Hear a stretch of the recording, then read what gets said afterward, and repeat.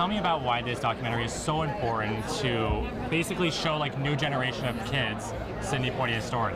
You know, there are some people that should never be forgotten. There are some people that folks should just know about over and over. And when you talk about the film industry and a man that made a difference for so many, my God, when Mr. Poitier would tell you stories about where he came from and what he came from and the heights that he rose to in life, that's a wonderful story. And such a good man, a kind man, and a man who, I say, manned up in a time when people would not have considered him to do the manly things. But he was a man and it could not be hidden. I love it. Such dignity, such grace, and as a young performer, what he showed to me, I'll carry with me for the rest of my life. And I get to share it with my kids. Yeah. And do you have a favorite story or memory of Sidney that you share with your kids or share with your friends? So, we were on the set and we were shooting a piece of the action. And I used to carry around this book all the time called the Peoples Almanac, because in my mind, I just had to get information in my brain, information. And Mr. Poitier was directing. And, you know, I was there with my book open, reading and enjoying. And he tapped me and shut the book, and he said, I am directing a film which you are in. All eyes belong here with me, your director. And I'll never forget that. All eyes on my director. Oh my God, I love that story. It's all true too. I mean, it's like the perfect encompassing, you know, story of Sidney. Exactly. Now I gotta ask you about your Emmys win. Are you still riding high? I'm still riding high on my Emmys with. I just got my voice back. Today, I woke up and I had a voice. I've had no voice. I've had this growly, gravelly thing, raspy thing. But I'm still so happy. I feel so...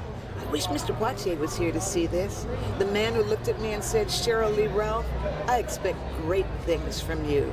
And I would love him to be able to see that I persevered, that I carried on. I kept doing what I loved. And it's been wonderful. This week and 2 days has just been spectacular. I'll never forget birthing my children. I'll never forget getting married. I'll never forget those things. I'll never forget my first Emmy win. Yeah. And that speech, I mean, that speech was phenomenal. What has the reception been like? Did you plan that speech? Like, tell me about that. There's no way I could have planned that speech. Quite literally, since I was 5 years old, I have been practicing an acceptance speech. You know, Tinkerbell and all of her dreams come true. I knew one of those was for me, right? So I've been practicing since I was 5. I got up on that Emmy stage, everything went right out of my head. I was in such shock. You know, honest to God, I don't remember getting on the steps. If I didn't see pictures of me getting on the steps, I would not know it. I wouldn't know it. I don't know how I got there. It was beautiful. I mean, it brought tears to my eyes. It was so beautiful. I can only imagine for you. I mean, how beautiful of a moment was that for you? Oh, I mean, the video shows me and my sister were elated. Screaming at the top of our lungs. Could you hear me? I could hear you. I was like, my kids. Yeah, I could hear them. I knew it was them. I mean, I think my mom just didn't win an award, right? She shook the world with her speech. 'Cause people can give lackluster speeches, but that was one powerful speech, and I think she gave people hope, and I think it was something that people needed at that moment. So you were the person to give that speech, Mommy. Thank you. How proud of you are you? Have some children. I am the proudest son in the world of my mom. I've envisioned that moment in my mind my entire life. So to see it actually play out the way that it did was a dream come true. Literally, it was. It's so beautiful. Then last question, I gotta ask. Oprah's Bouquet of Flowers. Tell me about it. Did it really take 2 people to move? It took 4 people. 4 people. Me being one of them. Yes. By the time the men got to the bottom of the driveway, they were screaming for help, help, because it was so heavy, and I could not keep it at the studio because there was nowhere it fit. It would have to be on stage. And I was like, I'm not leaving these flowers on stage. And then I said, well, I have to go home. So then when we got home, we couldn't get them through the side door. So we had to go around the back and open the double doors to get the flowers in. It was that massive. It was that amazing. And oh, wait. Look. See, look. I just happen to have this. I carry it with me now because I'm like, yeah, thank you.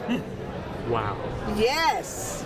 Okay, so getting that letter, getting the bouquet from not only Oprah, but like from Beyonce, correct? Like, Yeah. what is it like to get that sort of recognition from such icons? It was so sweet. And the things that they said to me, that was just so wonderful. First of all, I love Oprah. I love Beyonce. Our connection with Dream Girls, you know, there's some things that will just never go away. It was just, and these are things you're getting, you're not expecting it. I get flowers every day, literally and figuratively. When one bouquet goes down, another one comes to the front door, and I'm like, you keep those flowers coming, people. I love it. I do. It's a good problem to have. It's a very good problem to have. Cheryl, it's such a pleasure talking to you. Such a pleasure talking to you guys. I mean, honestly, it's always such a great time having you guys stop by Access Hollywood. And tonight's the premiere. Do you remember?